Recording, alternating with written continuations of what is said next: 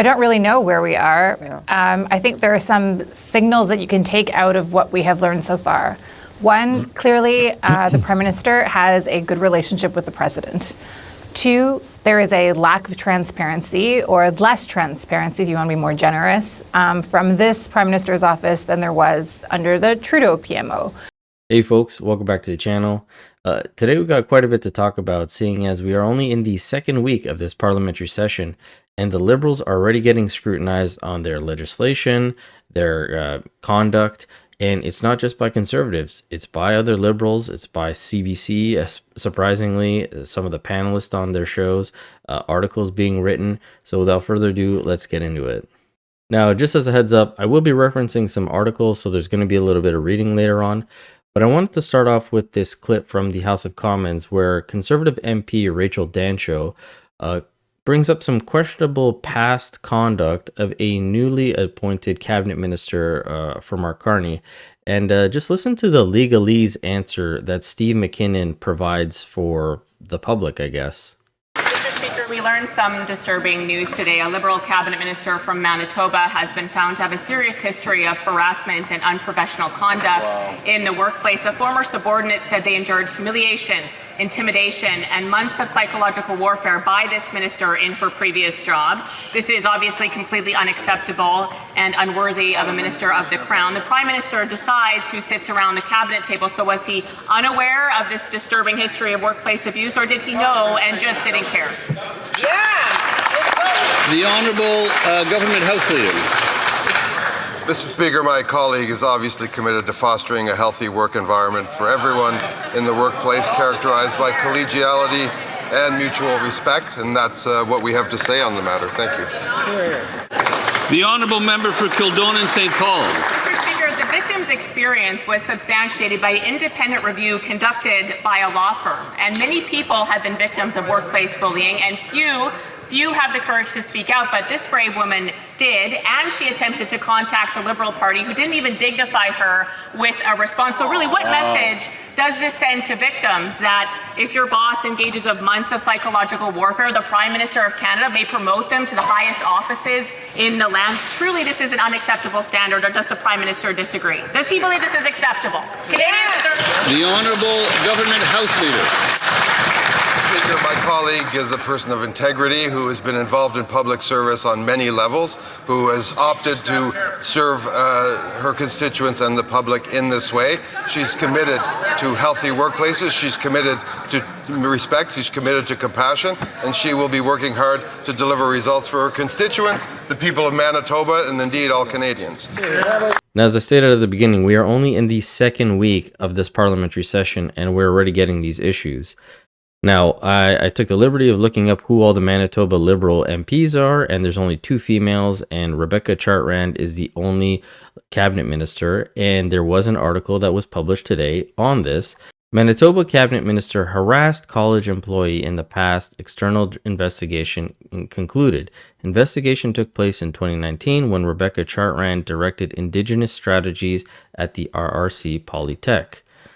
It goes on to say the law firm found Chartrand's conduct, it amounted to personal harassment, and it constituted conduct which was severe. Now, unfortunately, this person didn't learn and still voted Liberal, but the employee, whom CBC News is not identifying out of concerns about the potential impact on her employment, said she first attempted to contact the Liberal Party's officials about her experience, but was unsuccessful. I really did just want to forget about this and move on, said the former employee, who describes herself as a Liberal supporter. I was voting for Mark Carney. I did not want what happened to me to happen to anybody in Ottawa. I didn't want Mark Carney to be hurt by any further actions, whether something of this nature ever happened again. These guys really don't learn. The Liberal spokesperson says that the party does not comment on specifics of the candidate's vetting process.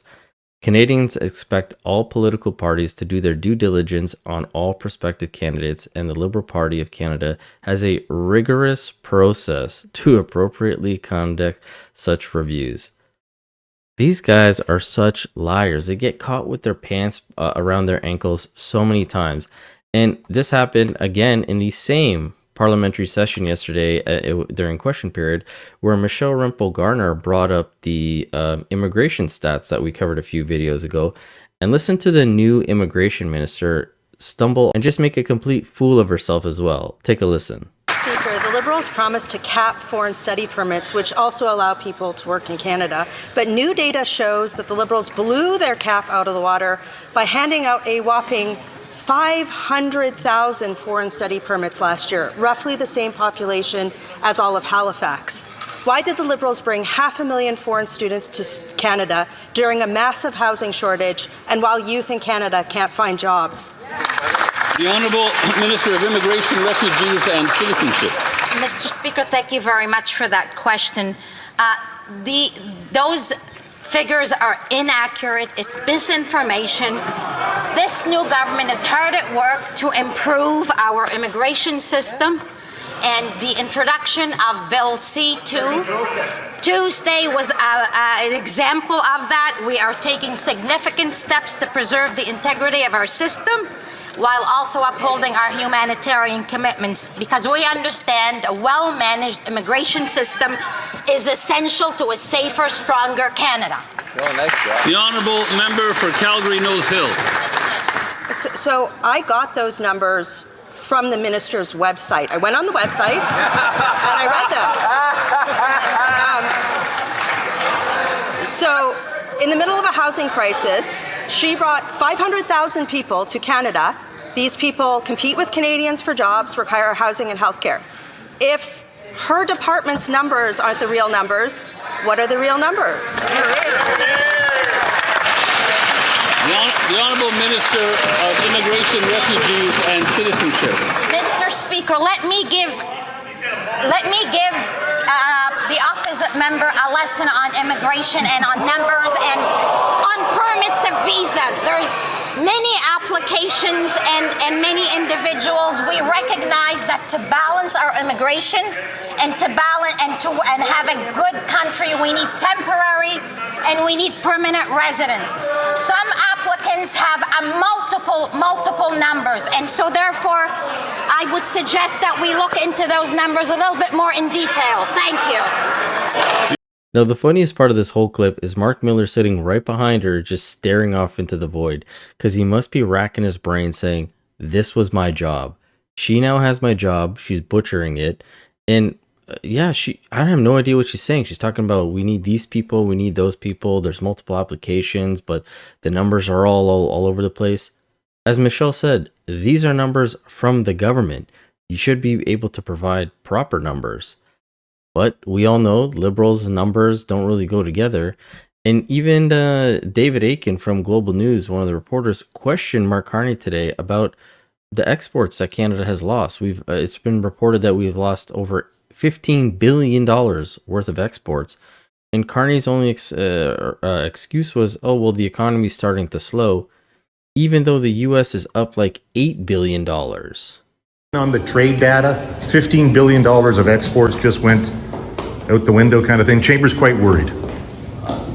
Look, the global economy is slowing.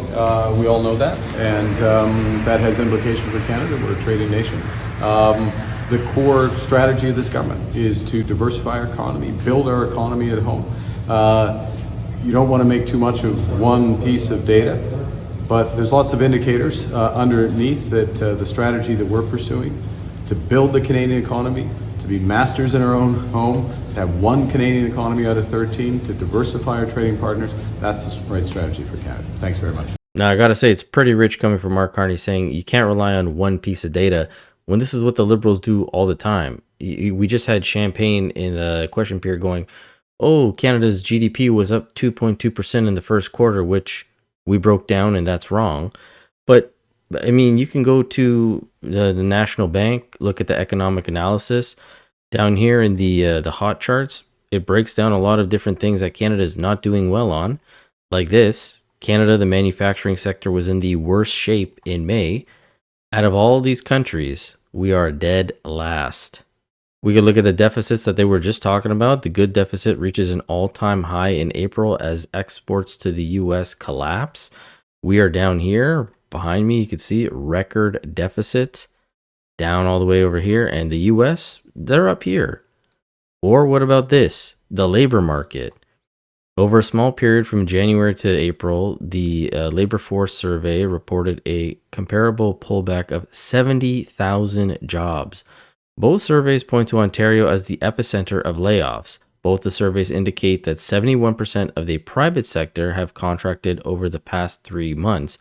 As today's hot chart illustrates, such a broad-based diffusion of weakness has historically occurred only during recessions. And you can see here, this is the 2008 crisis, this is the world event, and this is us. Currently, we are not far off from the 2008 situation. So for Mark Carney to be just saying, oh, you can't rely on a one number database, we have multiple that we can look at. And a lot of this half-truths or manipulations of facts takes me to this other article that was written today called Mark Carney's Energy Mirage. And the reason I wanted to cover this was because I had read an article 2 weeks ago by the same writer, Gwen Morgan, on the Financial Post called Whether Canada's Climate Politics Have Changed Remains to Be Seen. And it says, former Prime Minister Justin Trudeau's carbon taxes, EV subsidies, and net zero targets are without a doubt a key factor in Canada's anemic GDP growth and doubled national debt over the past 10 years. Now we have the new Liberal Prime Minister who is also ardently net zero, but more cunning and better connected to the global eco-zealotry establishment. Removing Trudeau's despised consumer carbon taxes helped him get elected, but don't be fooled. He still worships at the altar of net zero. He simply moved the carbon taxes to producers where the voters can't see them, but they will be passed on to consumers in the form of higher prices, though Canadians may blame businesses rather than the real villain. It then goes on to say, I spent 16 years as an oil and gas company CEO trying to keep Pierre Trudeau from destroying our industry. Then along came his son, Justin, pursuing the same mission. Carney's words sound like deja vu all over again. Which now leads me to the new article that was written saying Pete Townhend's Meet the New Boss, same as the old boss, perfectly captures Canada's new Prime Minister. Mark Carney was sold to Canadians as a fresh start after the Trudeau years. He now claims he'll make Canada a clean, conventional energy superpower. But Canadians shouldn't be fooled. Despite the warm optics of his recent meeting with the premiers, Carney remains just as ideologically wedded to net zero emissions as his predecessor. Despite the talk, Carney still seems bound to be the globalist green orthodoxy that drove Trudeau's economic sabotage. While the US pulls out of the Paris Accord and shelves EV mandates, Canada is now led by the man who helped build those systems. His internationalist career and lifestyle, complete with multiple citizenships and a spouse known for climate activism, are a world away from the concerns of ordinary Canadians. Even his preferred energy mix gives away the game. Canada already generates 82% of its electricity from non-greenhouse gas emitting sources like hydro and nuclear. But Carney seems fixated on expensive intermittent wind and solar options that are less reliable but more ideologically fashionable. To climate zealots, not all zero emissions energies are created equal.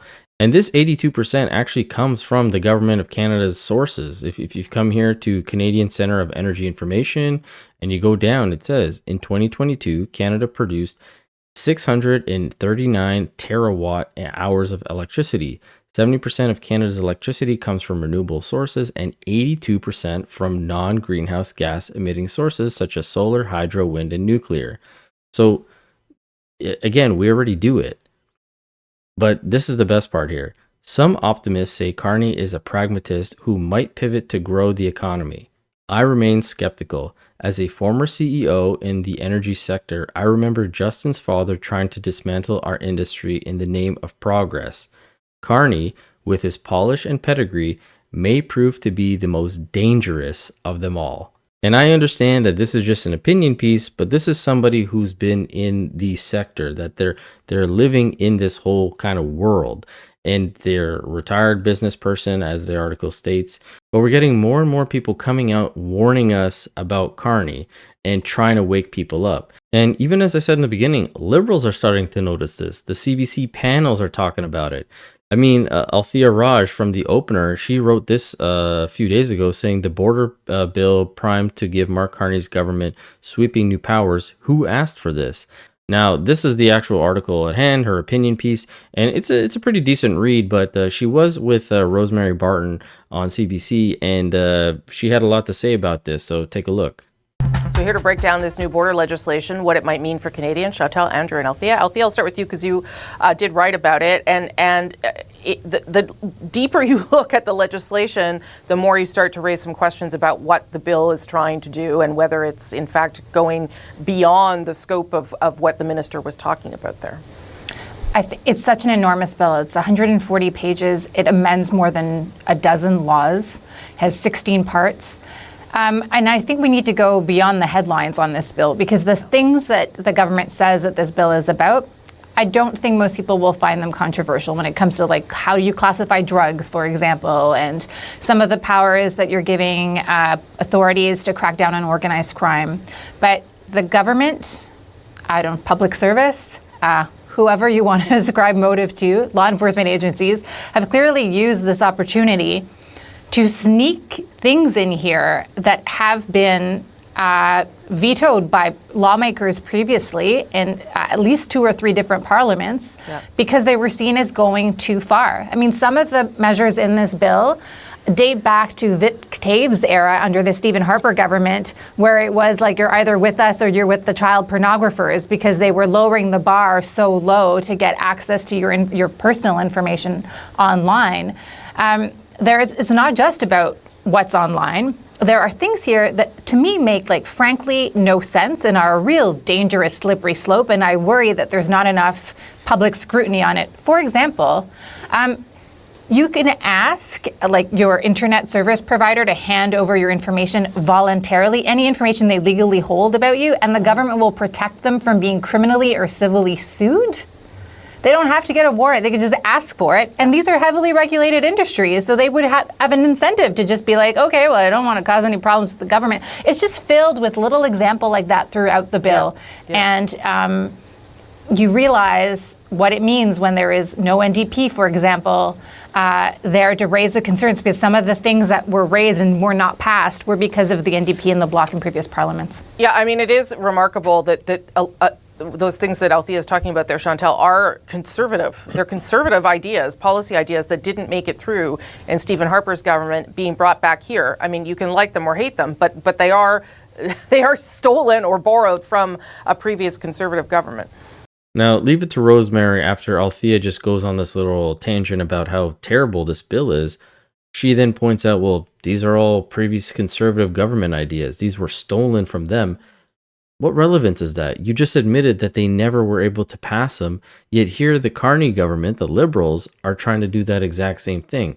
So why focus even on that? Focus on the fact that they are now trying to do it. And Chantal actually does that. She says that this is a terrible bill. It's the worst she's ever seen, and calls this a Trojan horse. But it is clearly a Trojan horse legislation, and I find that very troubling. Beyond the substance, I totally agree with Althea on the substance. I am troubled by the notion that we have a new government that believes that it should introduce such measures under the guise of reinforcing the border. It speaks to the opposite of transparency, wanting to have debate and get to the best legislation for Canadians. This one infringes on privacy rights in a way that no legislation I've seen before. That she's never seen before, yet the conservatives are the problems, right, guys? They're the ones that are trying to take your freedoms, infringe on your Charter of Rights. Never the Liberals. It's only the conservatives, apparently. And again, I could make this a them versus us situation, but at the end of the day, we're all Canadians. We all want the best for every citizen out there. And these bills hopefully don't get passed whatsoever.